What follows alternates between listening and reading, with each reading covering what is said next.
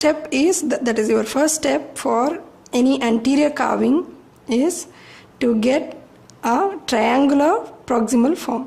So on the mesial or distal aspect, draw a triangle, but a small modification is to have a straight line 1 mm or 2 mm inside the border of the block at the cervical third, and then meeting that at the midline.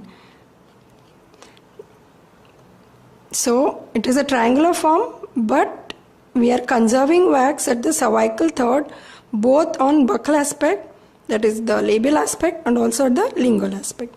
By doing so, we'll get the crest of curvature or labial contour, the maximum convexity of the labial contour at cervical third, and also wax for cingulum would be conserved on the lingual aspect. So instead of doing a right and right a triangle, we can have a small straight line here at the cervical third and then join it to at the midline. So now we have to remove excess wax outside this triangular form.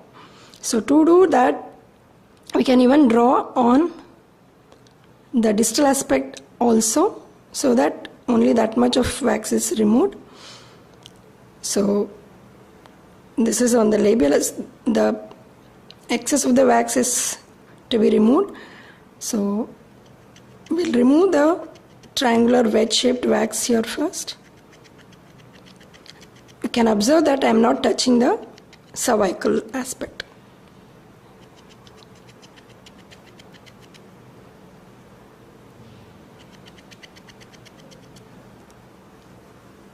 So layer by layer, giving left to right strokes, but the block is held properly with the non-operating hand steadily. And another thing what we have to see that the straight part of the carver is always used for most of our carving. I'll mention whenever we use the curved part of our working end. So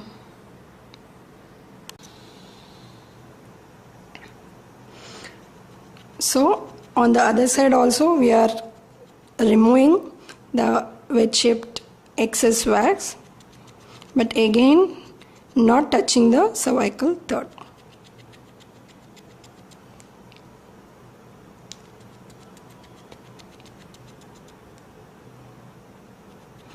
We should pay attention that the incisal ridge, that is the midline here, is not made into very paper thin or very small thin edge, because a newly erupted incisor would be having an incisal ridge.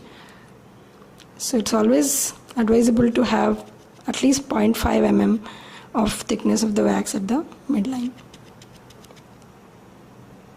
So at the end of this step it looks like this. Now we can remove wax at the cervical third.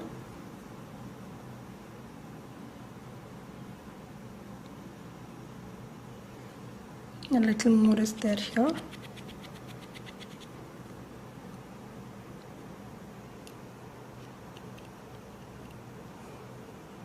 So to remove wax here, we can hold the carver upside down and see where exactly the cervical line is there. Then carefully from this part of the carver we can remove wax here, or you can even give a backward strokes like this. But to begin with, it will be difficult to give like that, so you can hold the block upside down and remove the excess wax at the cervical third on the other aspect also.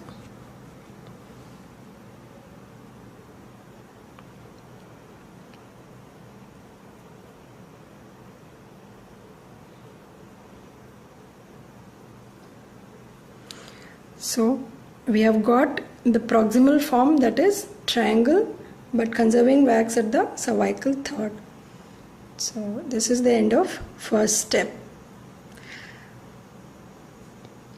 Now we can see, after getting the triangular proximal form, so the incisor is convex both cervico-incisally and mesiodistally.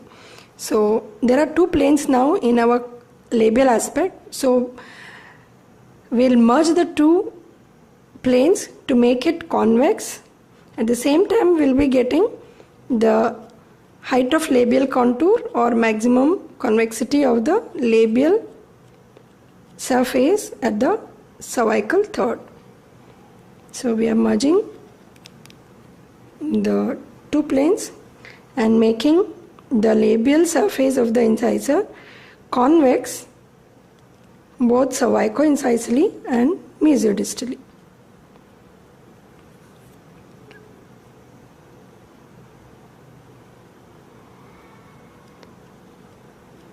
Giving strokes away from the operator from cervical line up to the incisal ridge.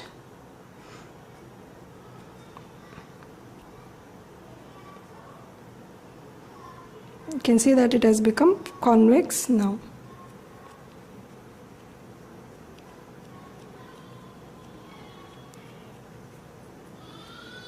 Okay. Now we have to get the concavity of the lingual fossa and a rounding of the cingulum. The lingual surface of the incisor is concavo-convex with concavity in the lingual fossa. For that, we have to hold the block upside down. This is the lingual aspect, and now we can use this part of the carver, like holding like this, and give back and forth strokes so that this curved part will automatically give the lingual fossa.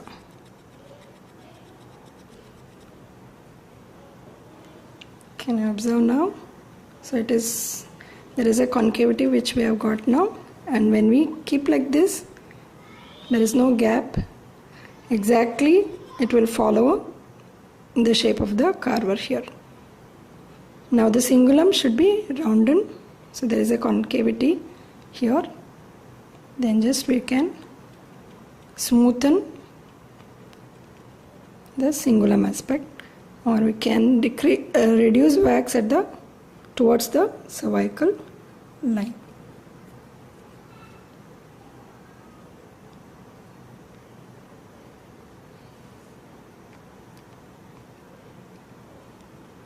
So when seen from proximally, we can see that convex labial surface we have got and concavo-convex lingual surface we have got with rounding of the cingulum.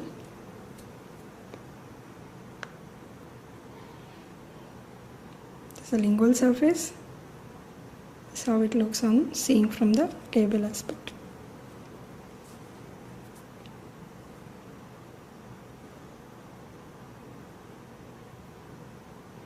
Okay.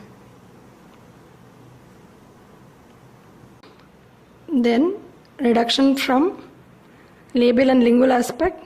So seen from facially and lingually, the incisor is having a trapezoid form. For that, you can see the measurement and draw. I am arbitrarily drawing a trapezium on either side of the midline. That is, a trapezium is drawn here with shortest of uneven sides towards the cervical line. So now we have to remove excess wax outside this trapezoid outline. For that, we have to reduce wax from mesially and distally.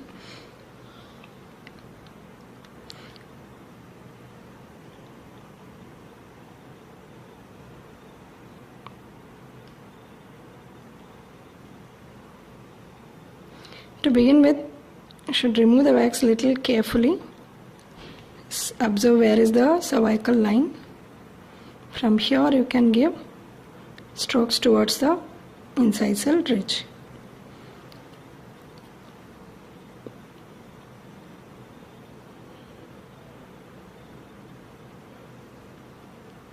Likewise, wax should be reduced from the distal aspect also and get the trapezium. Stop.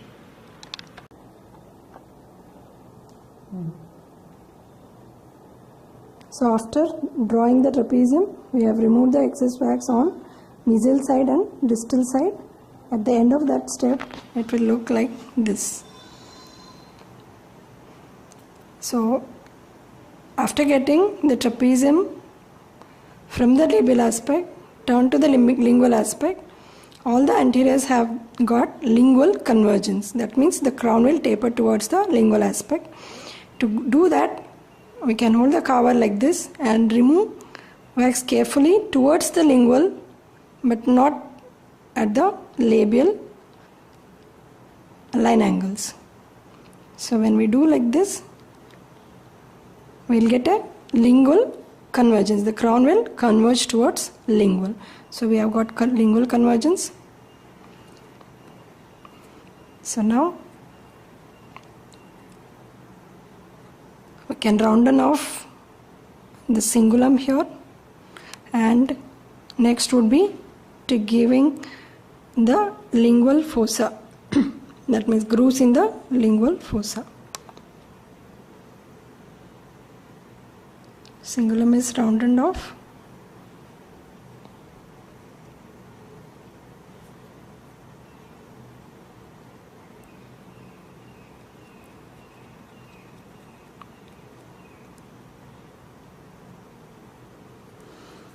The other side of the carver, that is the spoon-shaped working end of the carver, can be used for making lingual grooves.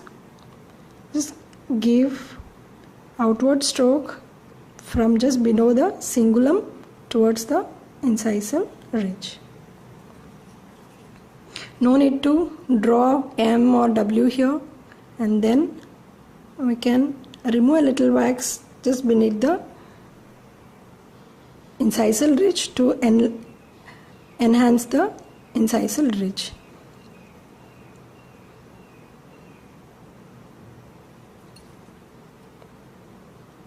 Just merge it.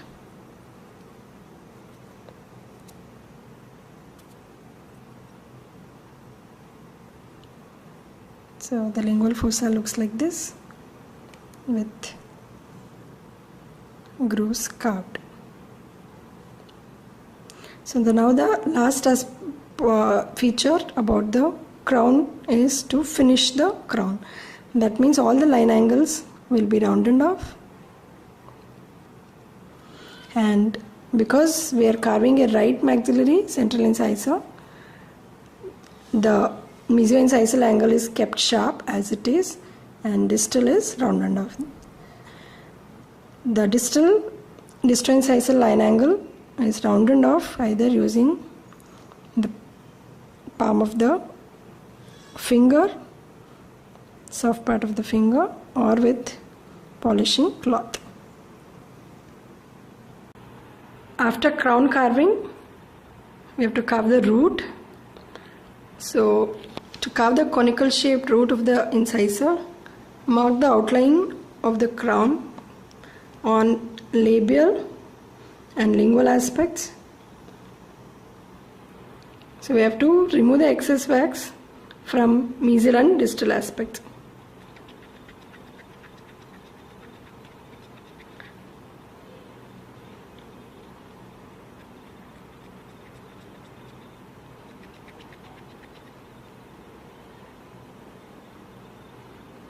Either we can get a conical shape first on facial, that is the labial aspect, or on proximal aspect, but it is preferable to do on labial aspect and lingual aspects, that is reduction from proximal aspects. Then again reduce from this side.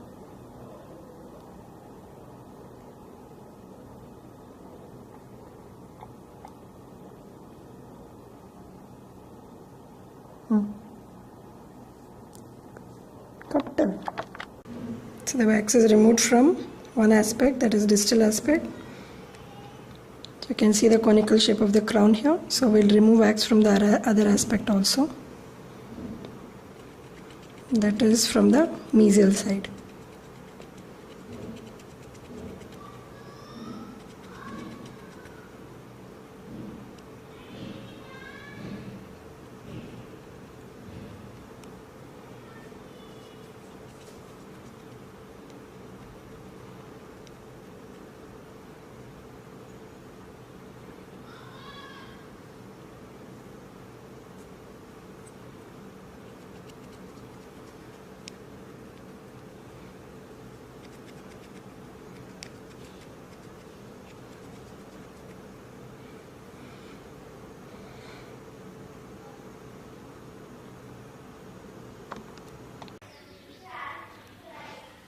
After marking the outline of a conical root form on labial and lingual surfaces, we have to reduce wax on mesial and distal surfaces to get the form of the root, which is conical shape when seen from facial and lingual aspect. So we have finished the root carving as seen from labial and lingual aspects. Now to get the proximal root form, we can mark the midline again and mark the outline of the root, which is a little thicker than how we see from labial aspect. So now we have to remove the excess wax on labial and lingual surfaces.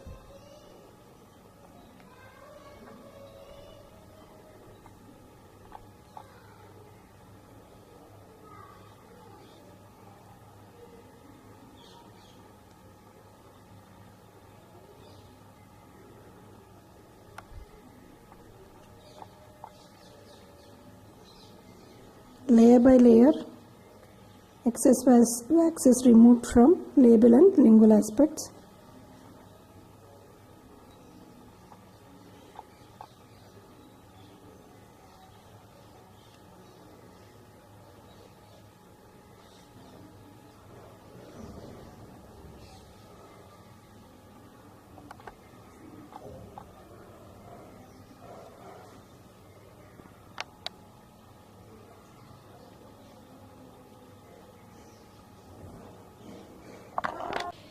So now we have got the broad conical form from proximal aspect. The root is little broader at the cervical third. So after the root carving, finishing of the tooth should be done, where we have. Then after we mark the cervical line, wax has to be removed just below the cervical line from the root surface. By doing so, the crown looks as if it is capped on the root.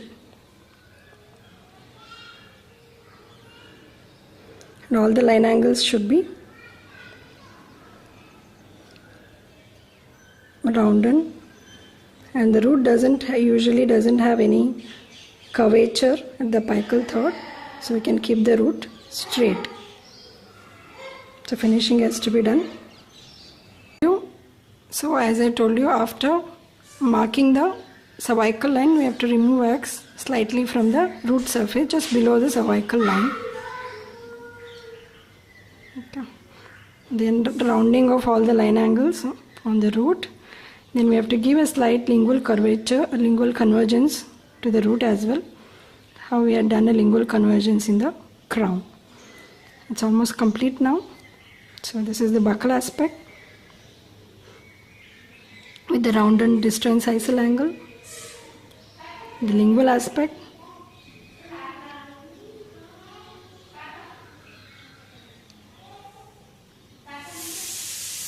the mesial aspect,